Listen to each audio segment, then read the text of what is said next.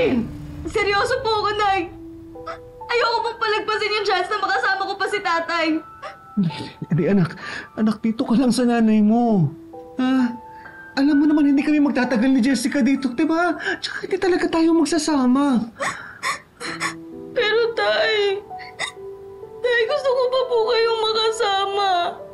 Gusto ko pa, Tay.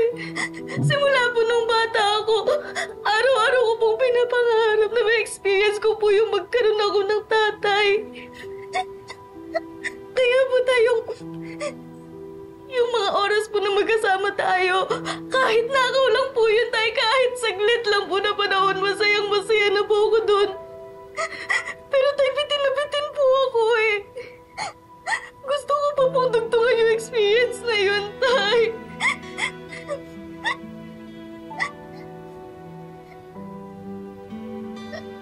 Kaya, Nay, sorry po. Pero sasama po ko kay tatay kahit saan pa po siya pumunta. Colleen, hindi ka pwedeng sumama sa tatay mo. Hindi ka pwedeng sumama sa tatay mo. Dida, ilabas mo na siya. Ilabas mo na siya. Hindi ka pwedeng sumama sa tatay mo.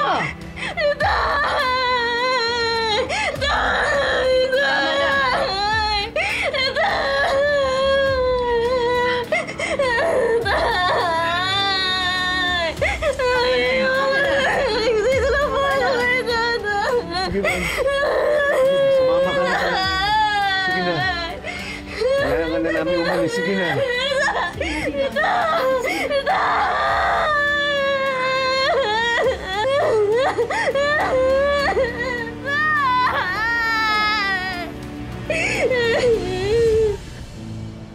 Hello, my sweet little traitor. Mommy.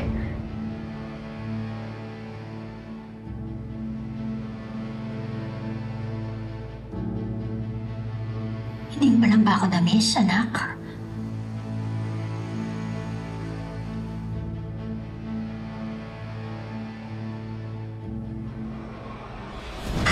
Mommy! Mommy, stop! Mommy! Mommy! Stop! Stop! Let me go! Mommy! Mommy! Mommy, why are you here? I have my ways. When I want something, I get. Always. Alam mo, matatakasan niyo ako mag-ama. Ha? Ngayon sabihin mo sa akin, nasaan ang daddy mo? Nasaan? Halika dito. Usap tayo. Halika dito, Colleen. Mas pipiliin mo pa ba? Ang taong ilang araw mo lang nakikilala kaysa sa amin habang buhay mo nakasama? Nay, hindi po siya ibang tao. Tatay ko po siya. Tsaka, Nay, kailangan ko po ba talaga pumili? Oo!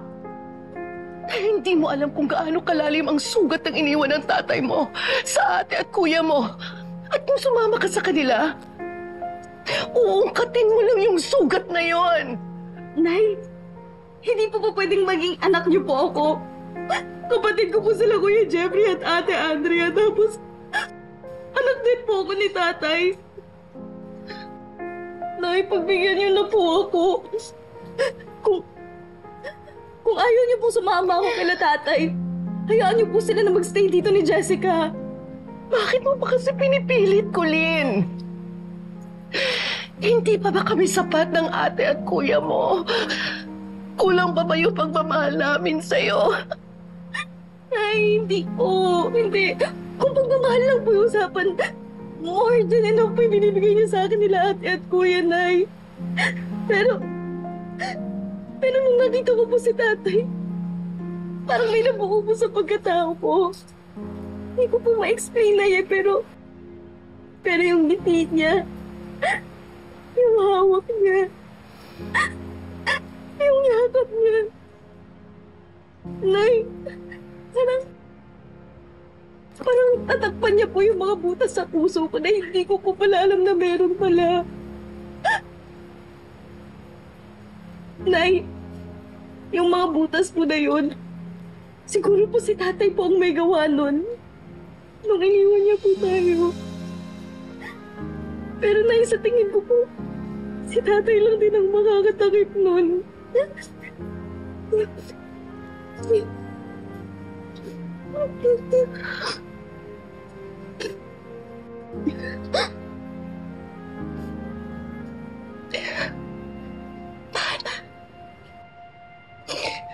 Tana, pumapayag na ako na magstay si Manuel at Jessica dito hanggat wala silang nahanap na matitirahan. Talaga po, Nay. Talaga po. Thank you po, Nay.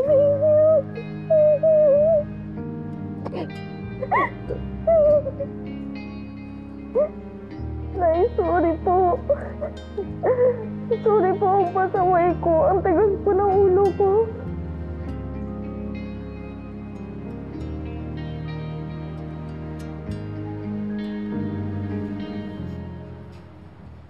Pero Nay, salamat po. Kasi pinagbigyan niyo po ako.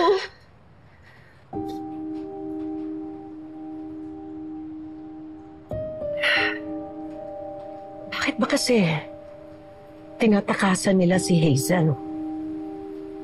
Bakit hindi na lang sila mag-usap magpamilya?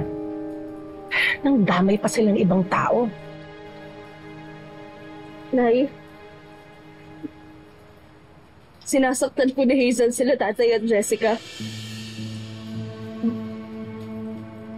Nay, baka pwede po natin kausapin sila ate at kuya. I-explain po natin yung sitwasyon po ni tatay. Baka po maintindihan nila. Hindi. Hindi. Hindi mapapatawad ng ate at kuya mo ang tatay niyo. May iba na siyang pamilya.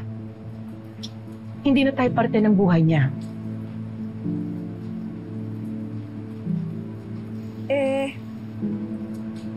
Nay, huwag na po kaya natin ipaalam sa kanila. Hindi naman po pumunta sa likod sila ate at kuya. Bata ka pa nga, bunso. Hindi mo alam ang lalim ng sitwasyon. Akala mo lang, ganun kadali yung sa mga gusto mong gawin. Saan nga pala si Didang? Nakausapin ko siya.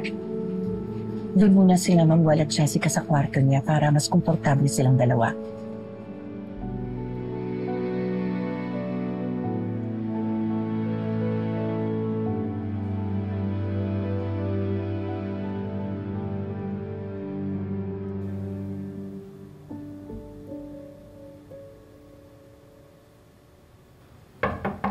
Kuya Manuel? Didang, anong nangyari? Anong ginawa ni Pelma kay Kulit? Pinagalitan ba siya? Naku, kuya. Alam mo, okay na po. Kasi hindi naman din natiis ni Ate Felma yung anak niyo. Okay na sa kanya na dumito muna kayo. Ginulo ko na naman sila eh. Alam mo, dapat talaga hindi na kami tumuloy dito ni Jessica eh. Hindi na isipin yun.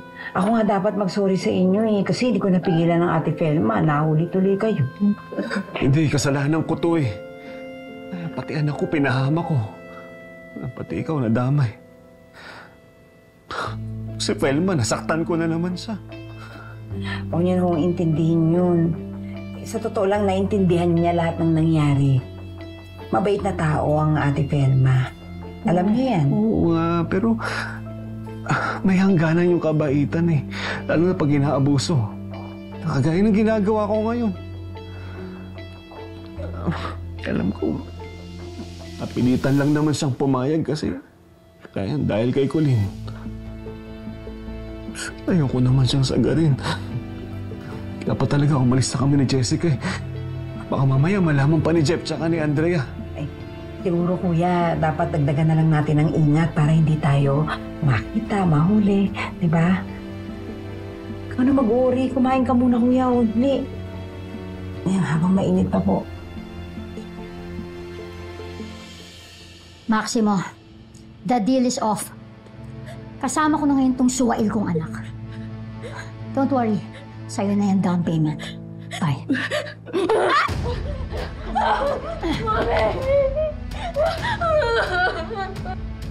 Let me remind you, nasa Pilipinas na tayo ngayon, kaya wala kang child services na pwede pagsumbungan mo.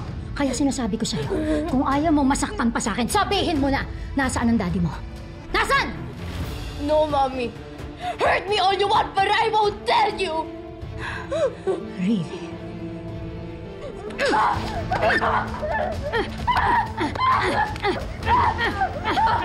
Ano ha? Hindi mo pa rin sasabihin? Sabihin mo na! Ayaw mo pa rin, ha? Sabihin mo na!